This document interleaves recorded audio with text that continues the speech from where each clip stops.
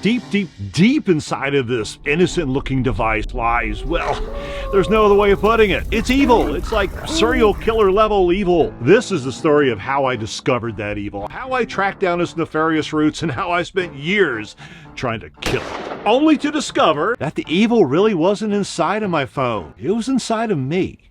It is a basic human condition that we hate change. Me, you, everybody. Change is the root of all evil, the basis of all horrible endings, right? And yet, at the same time, we dutifully line up at the Apple Store waiting for version 27 of the same device that we're holding. But do we really know what's behind that technology? Is it going to bring about the end of the world? Is it going to enslave us Matrix style and have us prey to our overlords from the AI universe? Hi, I'm Rick, and yeah, there really is a problem with our phones. Hell, everything that's got a chip in it. You know, tablets, laptops, your refrigerator. I mean, we're just bombarded by all sides by the evil. You know, at least that's what they tell us. But you know, to tell you the truth, they aren't right. It's all just a smokescreen. You see the real problem, and to be very, very concise about it, the problem of having all of our devices imprisoning us and keeping us from having a fruitful, real human existence, well, it isn't what we've been told. I've discovered that the problem lies elsewhere, 180 degrees apart from where we think it is, and it's in a place where we really don't want it to be. I quit my career last year. After 40 years in the IT industry, I just up and quit.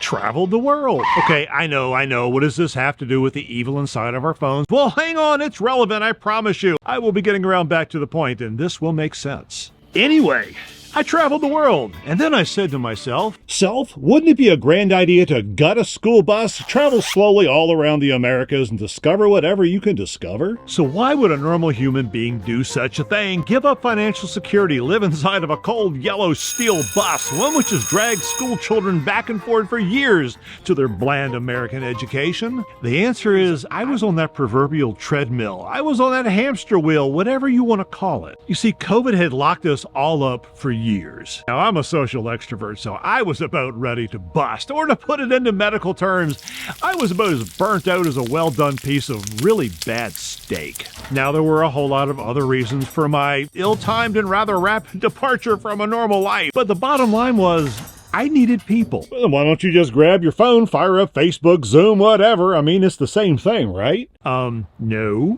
I mean, yeah, Zoom lets you sort of hit mute or walk away when the conversation gets kind of weird, but Facebook, social media, Zoom is not the same thing as being social. Not even close to being social. But I tried it anyway.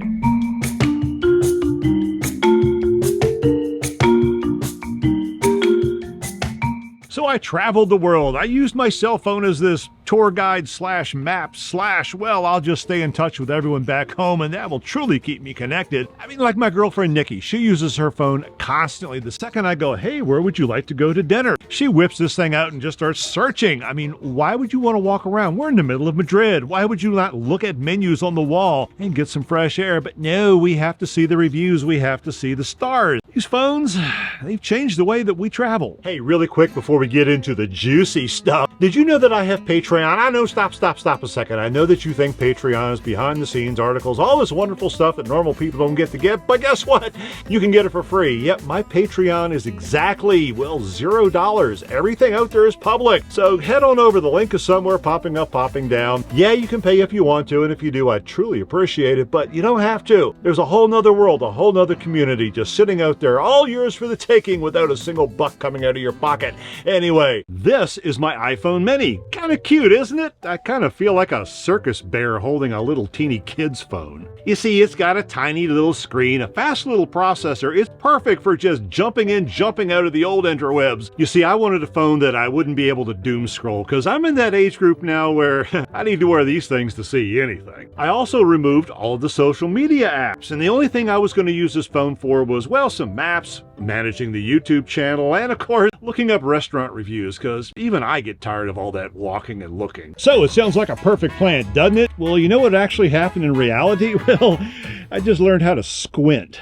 Some history. The very first cell phone was invented back in 1973. It weighed 2.5 pounds and it looked like a giant white brick. It then took several decades to evolve into a smartphone. 1993 to be exact, but even that wasn't a smart device like we would recognize it today. It wasn't until 2007 that we finally got our first iPhone. And our collective lives, they changed forever. Did you know that every second 6,000 tweets are sent out into the Tweeterverse? And that sort of equates to 200 billion tweets per year. And that's just the output. For every tweet that gets tweeted, how many eyeballs actually look at that thing? Hundreds? Thousands? Millions? Our human minds just haven't evolved to take on that kind of information. I mean, just look at all of the hunched over people everywhere just trying to keep up. Well, they can't. It's an impossibility.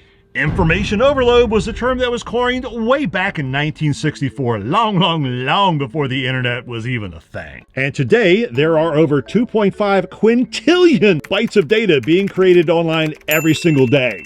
Quintillion is 18 zeros, by the way. But it's okay, you say, I'm a great multitasker.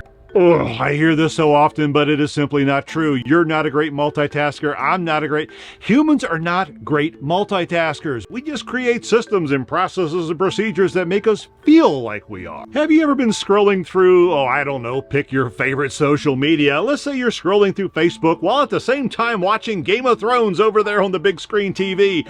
Well, all of a sudden you go... What were they doing? Where are they? You weren't multitasking. You were just merely overloading your brain with data and information. Sorry to break it to you. Now, there is a movement called a slow life, slow living, and it's supposed to combat this problem. It's not so much slow. What it means is having an intentional life, having a purposeful life, doing things with, well, the intention to have purpose. And as much as I want to dig into this concept a little bit more, now's not the time. And mostly I want to do that because slow life really has nothing to do with being slow. But I started this video with the claim that there was evil inside of our phones and that there was someone to blame for what it is doing to us. And I meant that. There actually is a person responsible for all of the issues that I was experiencing. You see, the problem was me. And the problem was you too. I know.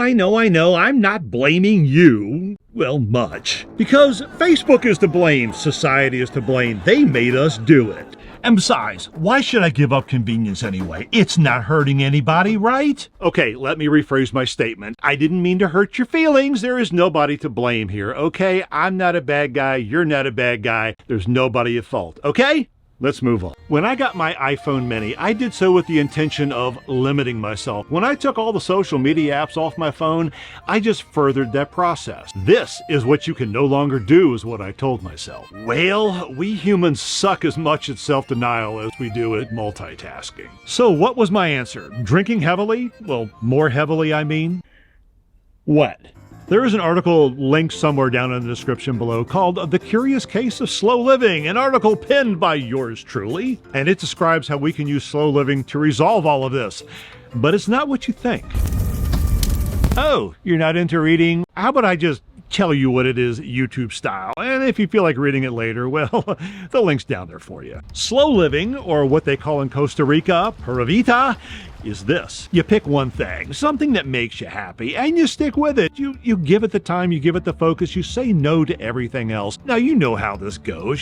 Smell the roses, stop and slow down, and, well, there's a whole lot of phrases we have for it, but basically it means stop being productive about what it is you want to do and just do what you want to do. Because here's the thing, you could be fast while doing slow living. Like that one time that I was climbing that Mayan pyramid down in Mexico. I get to go up there. I think I just wore myself out.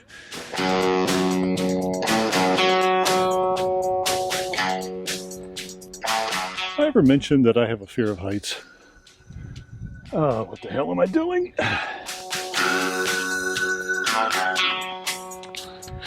Well, I gotta show this to you. If you don't like heights,